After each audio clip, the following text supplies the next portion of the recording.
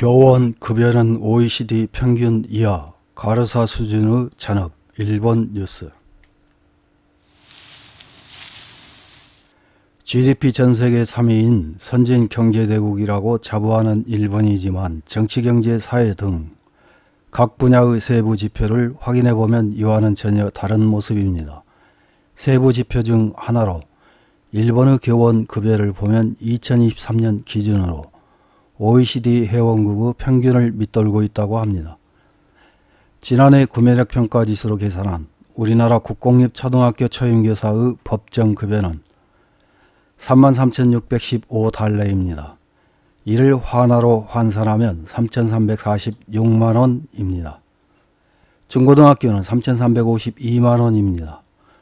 OECD 교육지표 평균은 초등학교 3,620만원, 중학교 3,745만원, 고등학교 3,909만원입니다. 반면 15년차 교사의 급여는 주요 국가 평균을 상회했습니다. 우리나라 초등학교 교사 급여는 5,907만원, 중고등학교는 5,913만원입니다. OECD의 교육지표 평균은 초등학교 4,973만원, 중학교 5,137만원, 고등학교 5,320만원입니다. 2021년 우리나라의 교사 1인당 학생 수는 감소하는 추세이지만 여전히 OECD 교육지표 평균보다는 많습니다. 초등학교 교사 1인당 학생 수는 16.1명으로 2년 전에 비해 0.5명 줄었는데 OECD 교육지표 평균은 14.6명입니다. 다만 중학교는 교사 1인당 학생 수가 13.3명으로 2년 전에 비해 0.3명 늘었습니다. 한편 고령자 위주로 구성된 일본식 내각제의 의원들 임금은 전 세계에서 가장 높은 수준이지만 국민들에게는 낮은 임금을 강요하는 일본 교사들 급여는 전 세계 하위 수준입니다. 일본 교사들 급여가 전 세계에서 가장 낮은 수준이라는 것을 확인해 볼 수 있는 기사 하나를 확인해 보겠습니다. 10월 20일 허핑턴 포스트라는 매체에서는 교원의 급여는 충분하다고 인식하는 사람의 비율, 일본은 세계 워스트 4위, 브라질과 동률이라는 제목의 기사를 보도했습니다. 기사는 자신의 자녀나 아는 젊은이들에게 교원이 되라고 권유하고 싶다고 생각하는 사람의 비율도 낮아 29개국 중 워스트 2위였다면서 시작됩니다. 일본에서 대부분의 교사들에게 충분한 급여가 지급된다고 인식하는 사람의 비율은 29개국 중 네 번째로 낮다는 조사 결과를 세계 최대 규모의 여론조사 회사인 입소스가 9월에 발표했습니다. 이 회사는 6월에서 7월까지 각국의 교육에 대한 여론조사를 인터넷상에서 실시했는데 조사 대상은 세계 29개국 23,248명입니다. 일본에서는 16세에서 74세 약 2,000명입니다. 당신의 나라에서는 대부분의 교사에게 충분한 급여가 지급되고 있다는 항목에 그렇게 생각한다고 답한 사람은 일본에서는 31%에 그쳐 아르헨티나, 헝가리, 칠레에 이어 29개국 중 네 번째로 낮았습니다.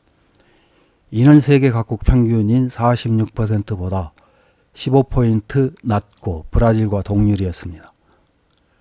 일본 교원의 급여를 둘러싸고는 OECD의 2023년 보고서에서도 회원국 평균을 밑돌고 있는 것으로 나타났습니다. 일본에서는 1971년에 제정된 급특법에 의해 교원에게 잔업비를 지급하지 않게 되어 있습니다.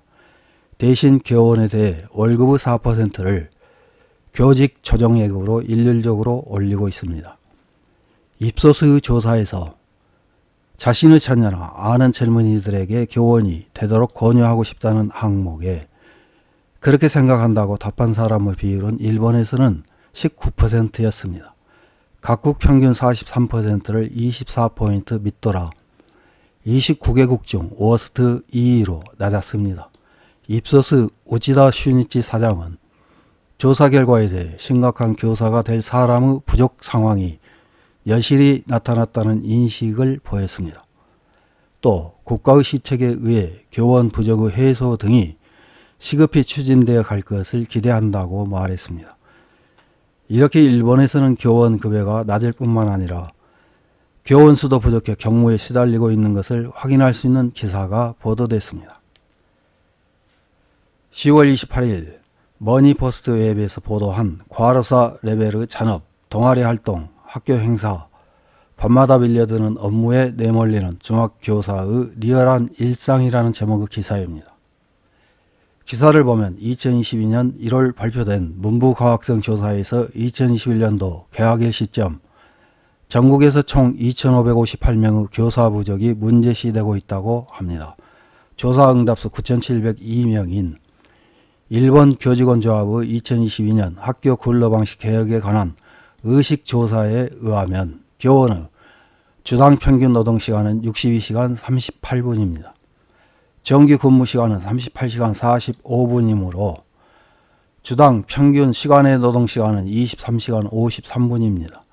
이를 월로 환산하면 실질 95시간 32분의 시간의 노동이 되어 월 80시간의 과로사 라인을 크게 상회하는 위험한 상태가 상시화되고 있습니다.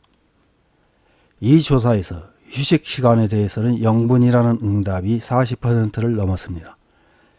이런 결과에 공무원이라고는 하지만 교사에게 쉬는 날은 거의 없고 운동부 고문이 되면 더욱 그렇다는 반응입니다.